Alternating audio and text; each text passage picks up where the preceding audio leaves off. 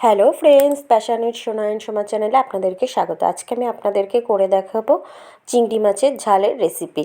এইভাবে চিংড়ি মাছের ঝাল তৈরি করলে গরম ভাতে প্রথম পাতে খেতে কিন্তু দারুণ লাগে। তো চলুন দেখি আমি কিভাবে চিংড়ি মাছের ঝাল তৈরি করেছি।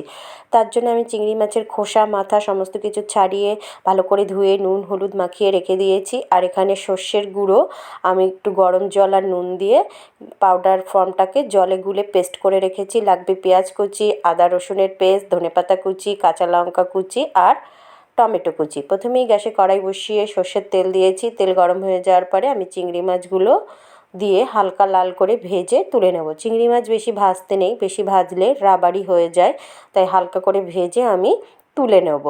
দেখুন আমার চিংড়ি মাছ লাল করে ভাজা হয়ে গেছে, তুলে নিয়েছি। এবার চিংড়ি মাছ ভাজার ওই তেলেই আমি রান্নাটা করব। তার জন্য আমি প্রথমে কালো জিরে ফোড়ন দিলাম। এবার আমি দিয়ে দেবো কুচিয়ে রাখা পেঁয়াজ কুচি দিয়ে দিলাম। দিয়ে পেঁয়াজ কুচিটাকে একটু কালো জিরের সাথে হালকা ব্রাউন করে ভেজে নেব। চটজলদি এই চিংড়ি মাছের ঝাল তৈরি হয়ে যায়, বেশি সময় লাগে না। এবার দিলাম আদা রসুন বাটা, 1/2 টেবিল চামচ আদা আর 1/2 টেবিল চামচ রসুন, আর দিয়ে দেবো চেরা কাঁচা লঙ্কা।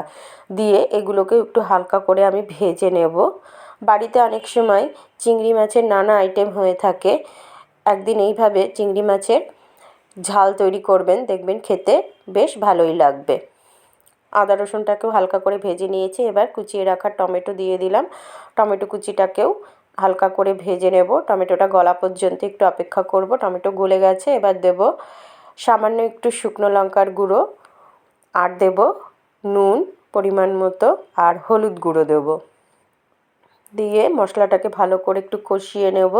আর মশলাটা যাতে পুড়ে না যায় তার জন্য একটু সামান্য জল দেব। দিয়ে মশলাটাকে খুব ভালো মতো একটু কষিয়ে নেব। যতক্ষণ না তেল উপরে উঠে আসবে ততক্ষণ পর্যন্ত মশলাটাকে একটু ভালো কষিয়ে নেব। মশলা যত ভালো কষানো হবে রান্নার টেস্টটা তত বেশি ভালো হবে। আর এই চিংড়ি মাছের ঝাল করতে বেশি সময় লাগে না, 10-15 মিনিটের মধ্যেই এই চিংড়ি মাছের ঝালটা তৈরি হয়ে যায়। বেশ মিনিট 5 মতো আমি কষিয়ে নিলাম। তেল উপরে উঠে এসেছে। এবার আমি ভেজে রাখা চিংড়ি মাছগুলো দিয়ে দেবো। চিংড়ি মাছগুলো দিয়ে মশলার সাথে একটু ভালো করে কষিয়ে নেব। মশলার সাথে একটু মিনিট 5 মতো কষিয়ে নেব। আর কষানোর সময় আরেকটু জল দিলাম, যাতে চিংড়ি মাছগুলো কষাতে কষাতেই সেদ্ধ হয়ে যায়। আর চিংড়ি মাছ সেদ্ধ হতে বেশি সময়ও লাগে না। সামান্য একটু জল দিয়ে একটু ভালো মতো কষিয়ে নিচ্ছি।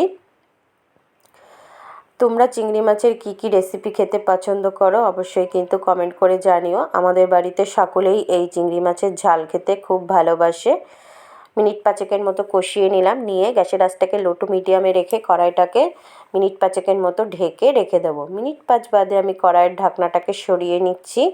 আমার চিংড়ি মাছ সেদ্ধ হয়ে গেছে, মাখো মাখো হয়ে এসেছে। এবার আমি জলে গুলে রাখা সর্ষের পেস্টটা দিয়ে দেবো।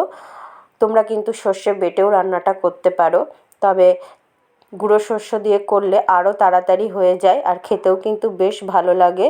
গুঁড়ো সর্ষেটা যেটা আমি জলে গুলে রেখেছিলাম সেটাও ভালো করে মিশিয়ে দিলাম। দিয়ে একটু আর মিনিট 5 মতো রেখে দেবো।